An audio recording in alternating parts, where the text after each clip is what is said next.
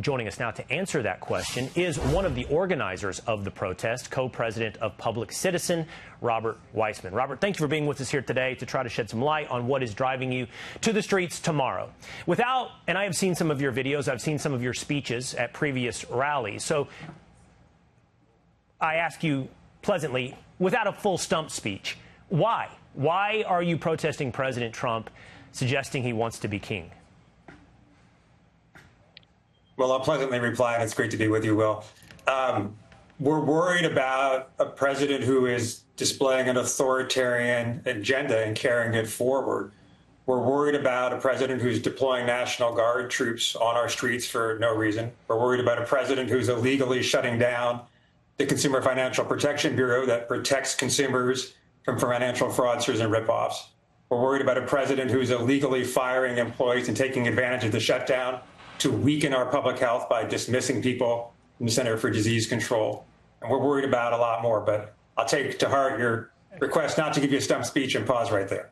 Yeah, I'd love to walk through a few of those with you. You see those as the move of an authoritarian government. Let's start with the National Guard. The National Guard has been deployed to several cities to do two things. One, to stop the demonstration against ICE and federal officers looking to enforce our immigration laws, to enforce deportations. Now, deportations is something we've seen from almost every administration. In fact, over 3 million deportations under President Obama.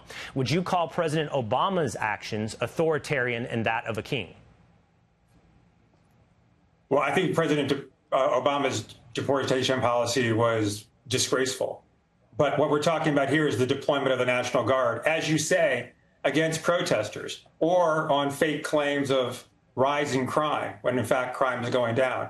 I think the purpose of the National Guard deployments is to intimidate people from exercising their First Amendment rights. And the governor of Oklahoma agrees. Well, to be clear, and I was being charitable by calling what the National Guard is doing addressing protesters. I imagine you'll be out in the streets tomorrow, and if you remain peaceful, you won't see any of the National Guard. But if you behave the same way they have in Portland, and that is you attack ICE officers or you destroy property, specifically and especially federal property, then you should, and you will see the National Guard. And there will be a positive outlook, perhaps not for you and your freedom, but for the rest of us who see that as a disgrace to civil society.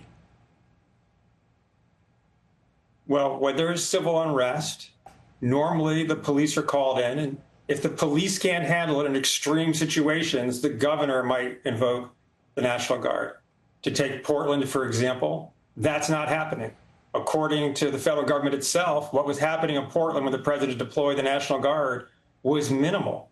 The National Guard was there based on no protest whatsoever. Robert, the local authorities were clear. If there was any problem, they were ready to handle it. So I don't think the National Guard was deployed to deal with objective problems. Do you think it's an objective problem when ICE officers are the targets of assassination, for example, in Dallas, Texas? No one should be assassinated. That goes without saying. And our movement is a profoundly nonviolent movement.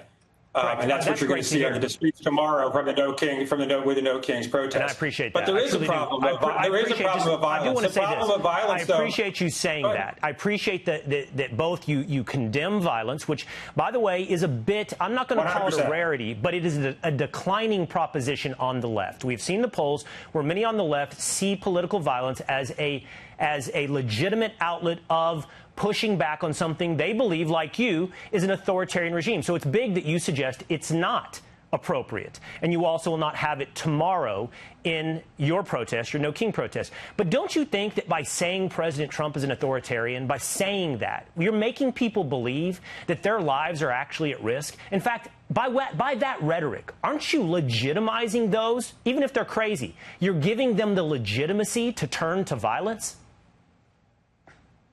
No, unfortunately, we're describing the reality that we're dealing with in our lives. You want to talk about threats to lives, Will? The Medicaid cuts that were forced in the reconciliation bill will cost 50,000 lives a year. That's real violence, and it's not speculative. It's well documented by academic experts. So if you lives think are public being policy, lost. if you think public policy and cutting government spending is real violence, you and I have very different definitions of violence.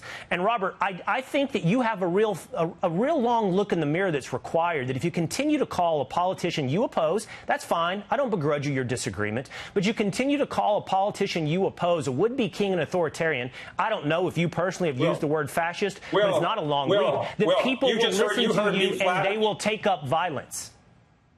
You heard me flatly condemn violence. And our movement, it's not just that it's going to be peaceful tomorrow. Nonviolence is a core principle of what we're doing. That said, you easily could have played Mike Johnson and a series of other Republican leaders calling us Antifa, saying, which now, according to Stephen Miller, is equivalent to being a domestic terrorist. So we're actually being called domestic terrorists for protesting on the street peacefully. I don't know. Yeah, I mean, Stephen Miller's called you, Robert Weissman, Antifa? The millions and millions of people who are going to peacefully protest as part of No Kings tomorrow have been labeled domestic terrorists. There is Antifa. If you're worried about, if you're worried about name calling, my friend, exists. then and look if you're to not the Republican Antifa, Party to see where it's coming from. If you're not Antifa, good. I don't know if anybody's called you Antifa, but there is Antifa. And if Antifa is at your rallies tomorrow, I would say you might see. There is no organization in the United States. We're not going to live in Never Neverland. We're not going to live in Never Neverland. I got to leave it here. And if Antifa's there tomorrow, I'm sorry, you should and will see the National Guard. If you're peaceful as you suggest, then we will listen to what you have to say. You're going to see millions of people at the largest peaceful demonstration in American history. Robert, and I hope you come join us, my friend. I won't be there, but I'll be paying attention. I promise I'll be paying attention, Robert. Thank you for your time.